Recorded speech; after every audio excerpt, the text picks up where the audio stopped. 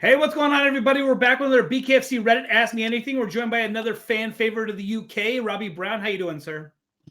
Yeah, I'm good. How are you? I'm great, thanks. So you're on a boat right now, correct, or a ship, or what are you on? Yeah, just on a boat. I work offshore, so um, you can transfer by boat. So what do you do? Are you like are you working an oil rig, or like what do you do offshore? I work on wind turbines. Okay. Um, I've currently just done a 6 week stint, so training hasn't been the best for this fight because I've been away for 6 weeks. I managed to get one day at home when they were doing a crew change, and I managed to spar with Gary Fox. That's the only sparring I've had this camp, unfortunately. So we just recently talked to Gary Fox, and he said to ask you about one of you owes each other a gum shield. Do you know what that's about? Yeah. So before we fought, I think it was both my first big FC fight and his second, I believe. And he forgot his gum shield, and I just fought. So I give him mine to remold. Then he remolded mine, and then we Okay, ended yeah. up fighting. What is it like fighting your friend? I mean, clearly you liked each other enough that he gave you a gum. You gave him a gum shield. What is it like fighting a friend? Well, we weren't really well. I liked him beforehand, but we weren't Okay. friends. We just had a bit of back and forth, and we heated it up, to sell a fight. We had everybody watching. But we're more friends now. I mean, him and his missus and me and my missus have been out for drinks and food, and we've trained together. So yeah, the fight made us become friends, but we weren't before. Is it one of those? We've heard some fighters say that when it comes to fighting a friend, like they wish that they didn't have to because they don't feel like they can give it at all. Have you had to fight a friend, or is it more like you're one of those guys who likes to become friends with your opponent after the fight? Yeah, I always become friends after. Everybody I've fought, I'm sound with now. Gary, Jono, Jordan. So it's good sportsmanship just to be friends after. Sure. Jono is on the Reddit. He's active on the Reddit. He wants to know what you see yourself doing after this fight. He said, "Who do you want to fight next? Do you want a rematch?" He wants to know what you want next. Yeah, I'd love to fight Jono again. I'd even go 66 kilo to fight him again. Nothing against him. I just feel like the fight that we had got stopped because of my eye. Sure. And it would have, if the fight continued, it would have been an amazing fight. Um, and I do believe I could have got the win. Um, that's not disrespecting John. I'm like he probably thinks he would have knocked me out in the second round, and I think I would have won the rest of the rounds. But it is what it is. I like him. We'll probably train together if we don't fight in the future. So he's sound. He's sound enough. I like him. He's nice. Another friend of yours or another guy who knows you well, Liam Wilson, would like to know what's up with the pink shorts. Yeah. So the pink shorts. I don't know why, but I just think imagine losing a fight to somebody, but then it's even worse if they're wearing pink. You've just been beat of a man wearing pink. So I think it's just that. There's no particular reason, and it's not my favorite color. I just go for it. It is kind of funny. You like the dance music and you like the pink shorts. You like to have fun. I feel like it's a great that you have a personality. So many guys are so stoic and stuff, and you clearly like to have fun. And I think it's fantastic. Yeah, I mean, I get really nervous before a fight, and a little bit of a dance and enjoying the moment takes that away, and you forget about the fact that you're just about to have a fight. So it just helps with nerves and stuff. Just that's what I'm in this sport for. It's not a job. It's just a hobby, and I've got to enjoy it. If you don't enjoy it, it's time to wrap it in. What got you into fighting? Did you fight a lot as a kid? Like, what made you pursue a career in combat sports? Well, ever since I was about 13 year old, started off boxing, kickboxing, MMA, Thai boxing. It's only recently, over the past 2 years, that I've gone into bare knuckle and doing them daft street fights. But I've fought for years. I've had well over 100 fights in all different disciplines. You talk about the street fights. That King of the Cage stuff is crazy, and one of I love it in that it's like it's super rare and raw and stuff like that. like what made you decide you just wanted to test yourself in the King of the Streets, or? It's alcohol. I make stupid decisions when I'm drunk.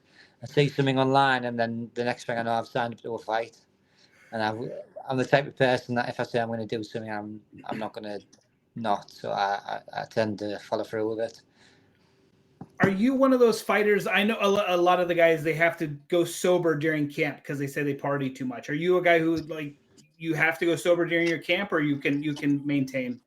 No, I don't drink during fight camp. To be fair, I'm not a big drinker outside of fight camp. I do enjoy going to the pub now and then, but it's not a regular thing.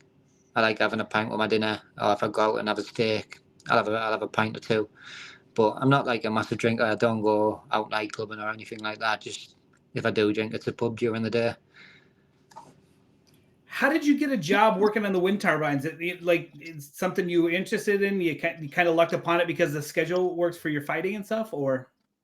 Oh well, I've always I've always been electrical biased, working for electrical companies, and one of my friends, he was in wind, and he was showing me how much money he earned. So I done my courses, managed to get a start, and now 5 years in, and it's a good job, earning over 100 grand a year. So it's definitely better than what I was doing 5 years ago. So financially stable, just bought a house. So yeah, it's all good. I never fight for money anyway, so I fight just for fun. Money for fighting's irrelevant. Okay, so you do have a good job. Like, what makes you want to fight? I mean, you could clearly just make the good money and go home to the wife and stuff. Like, what makes you actually want to fight? It's the only thing I've got outside of work, like training and fighting. It's my hobby. It's just like I'm guessing it's the same as someone playing football on a Sunday. You know, they'll probably go to work all week, play football on a Sunday, and have a couple of pints. It's the same type of thing. It's just my hobby. I enjoy to do it. So, as somebody who's a professional fighter, are you able to like take some equipment out to where you train? Like, I mean, do you have like a heavy bag or anything, or like it's literally just shadow boxing and kind of calisthenics? Yeah, so we've got a gym on the boat. It's got everything you need really to stay fit: treadmills, bikes, skis, row machines, weights. It's got a heavy bag. It's got a big area where you can do your own stuff. It's things like that. Obviously, just missing the drills, the pad work, and the sparring, which one of the three main things you need to train for a fight. So unfortunately, I haven't had that this camp. Um, but it is what it is. You are getting to be like a veteran in the bare knuckle. Do you have like newer fighters coming up that are reaching out to you, wanting like advice and questions? They may want to train with you, or do you just kind of do your own thing? Well, anybody welcome to train with me. I'll spar with anyone, and welcome come to come down. You do get fighters that contact you and ask if I can put a word in. Try and get them on the bare knuckle. The only ones I don't really reply to is Saturday when it's 3, 4 o'clock in the morning, and that you can see that they're wired to the mains, and they're never ever going to go ahead with a fight. They're the guys that I tend to ignore. But if they're serious about it, yeah, I'll try and help someone out. The Ginge sent in a question, and the Ginge, his question I feel like is not very PC, so I'm trying to think of how to phrase it so I can give it to you. I don't want to get my show canceled. He said, is it true your relatives back in the day hung a monkey because I guess where you're from they're called the hanging monkeys, or like I said, he phrased it a lot different. Yeah, so the call is the monkey hangers from Hartlepool. So back in the World War, a monkey ended up on the beach, and they thought it was a French spy, so they hung it. Don't know how true this story is, but yeah, that's where we get the name the monkey hangers from. Yeah, like I said, he did not phrase it quite as nice as that. But yeah, okay, so that's very interesting. So can you tell us about your home? I mean, being from the States, like I couldn't tell you what you said. Hartlepool, is that where you're from? Hartlepool, yeah. Every time I go abroad, nobody knows what Hartlepool is, so I tend to say Newcastle. Okay. We live probably 30, 40 minutes from Newcastle, so it's like the closest well-known city. Sorry, so I tend to say Newcastle. This coming fight is in Newcastle. Are you a big ticket seller? Is that why they're putting you on this card, or? Well, before I lost my fight, I was selling loads of tickets. Everybody wanted to watch, and then I lost against Gary and lost against Jono. So I struggle to do tickets now. So I reckon I've done over 100 for this one, but I should be doing a lot more. A lot of the It's people I sell tickets to aren't even my friends. It's people I don't even know. They're your biggest supporters. My friends fucking are going out on a drink every weekend and saying they can't afford a ticket.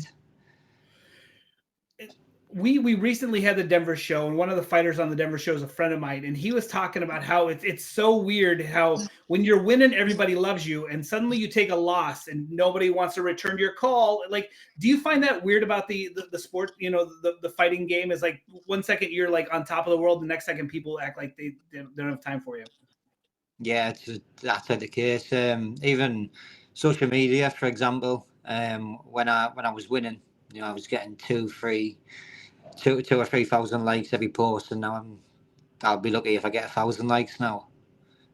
So yeah, obviously I won my last one. I'm gonna win this fight, so hopefully I get back up there and people start wanting to watch again. I think you probably got a phone call, maybe. Oh, there you're back. Oh, nope. Let me see if I can add you in. Oh, there you're back. Yeah, so somebody tried to call me. I tried to decline it, but it kicked me out. You're good, no problem. Okay, so with the BKFC in the recent Spain, was that a card that you were trying to get on, or it sounds like you were probably out at sea, so you couldn't necessarily get on it? Was that a fight that you had hoped to get on that card though? Yeah, I would love to have fought on there. I did try and get on it, and I would have, took time off to fight on that card. But I didn't. I couldn't get on it, and did watch it on the boat. It was a cracking card, and I would have loved to be a part of it. Recently, Dave Mundell had some not the best things to say about the UK. It was more that the United States fighters are better than UK fighters. I don't necessarily agree with that. I feel like on certain championships, maybe. What are your thoughts about his comments? Yeah, I don't think it's a true statement. It doesn't matter where you're from. Just because you're from America doesn't make you a better fighter. Just because you're from England doesn't make you a better fighter. There's definitely some of the UK guys that would smash the American guys. So yeah, his comment's not a fair comment. There's going to be some US fighters that are better than UK and vice versa. So yeah, fuck him. What is your relationship like with Andy? Andy is really great with me. He kind of helps me get in touch with you guys. Like, do you have a good relationship with Andy? Yeah, we speak now and then. It's not a bad relationship. I wouldn't say it's a fantastic one. It's just business. Like, we don't phone each other on a night and ask how it's going. It's just I ask him to get me a fight, and he tells me who I'm fighting. That's kind of all it is. Now that Connor's involved with BKFC, are you a big fan? Were you an MMA fan? Like, so you enjoyed Connor? Do you think Connor coming to the BKFC is a good thing? Is it kind of like it doesn't matter to you? Yeah, followed Connor. Well, I was competing in MMA when he came around, so it was massive for me. I was a massive fan. So for him to buy a percentage of BKFC and become an owner, I think that's massive for us, and hopefully I get to meet him one day. But I think he'll take the sport to the next level, definitely. I mean, it's already grown so fast, and everybody wants to be a part of it. Everyone wants a piece of the pie. So yeah, I think it's definitely going places, and he's going to help it get there. Connor recently said that they're working on a BKFC video game. Are you a video game guy at all? Does that interest you or not really? I'm not a massive video game guy. I do like to play Call of Duty now and then. But yeah, if they do bring a game out, I'd love to be on it, and I would definitely use myself. And you would have pink shorts, of course. Of course. Okay. Generally, the last question I ask people: growing up, do you remember the first time you got in a fight, either like on the street or at school? Do you remember the first time you were in an altercation that resulted in you punching somebody in the face? Yeah, I used to always get knocked in school. I wasn't very tough in school. I used to get knocked off all the kids, but obviously started training, and now I'm the baddest man on the planet. I'm joking. Yeah, it was just in school. I don't really fight anymore as an adult, apart from obviously in the ring. So You're a very polarizing person. A lot of people like you, and then a lot of people like. I don't know if they don't like that you like to have a good time, but like you seem to be very polarizing. People either want to see you get knocked out or want to watch you give the knockout. How does that yeah. make you feel? Well, at first, when I used to, I stopped looking at the comments now because it was taking over my life. I was just looking at what people were saying about me, and obviously some of it wasn't very nice. I've never done anything wrong to them, but just like weird comments. So I've stopped actually looking at that. But yeah, I've noticed that some people wanted me to do well, and some people are busting for me to fail. But the people that are busting for me to fail, it's all fake profiles. Like the profile pictures like a carrot or a pineapple, and they're giving me grief. Like, who are you to give someone grief when your profile picture's a pineapple? So I've learned not to get myself worked too much about it because it's irrelevant what people say. Do you have so you're gonna win this coming weekend? What are your plans after you win? Um, well, he's number one bantamweight. So when I beat him, that makes me number one, and there's no one else really to fight. So it's either bring someone in, give me a title shot, someone from European, or let me go over the States and fight for the world title. That'd be awesome. Well, did you study much tape for this? Your opponent, like, how do you prepare for someone who's the number one bantamweight? Well, I, I don't believe he should be number one bantamweight. I think he's been gifted 2 wins. His first fight, it was very, very slow paced. Nothing really happened in it. He only won because of 2 knockdowns. I think he got hit more than what he hit them, and for 2 of them, he threw less than 10 punches. So it was a very boring fight. The ref kept Sure. telling them to for more action. His second fight, as much as I like Dan as a person, I don't think he should have been in there with him. He ran in with his head down. I'm not going to do that. So Brad hasn't really been tested yet. He looks good in the pads, but we don't really know how good he actually is. So he might be amazing. I might expose him, but I think he's underestimating me because he thinks he's just going to walk through me, and that's definitely not going to happen, whether I've had a proper training camp or not. Going forward, would you like to be able to do proper, like, kind of arrange your schedule more so you're able to do proper training camps, or is it just kind of like it is what it is?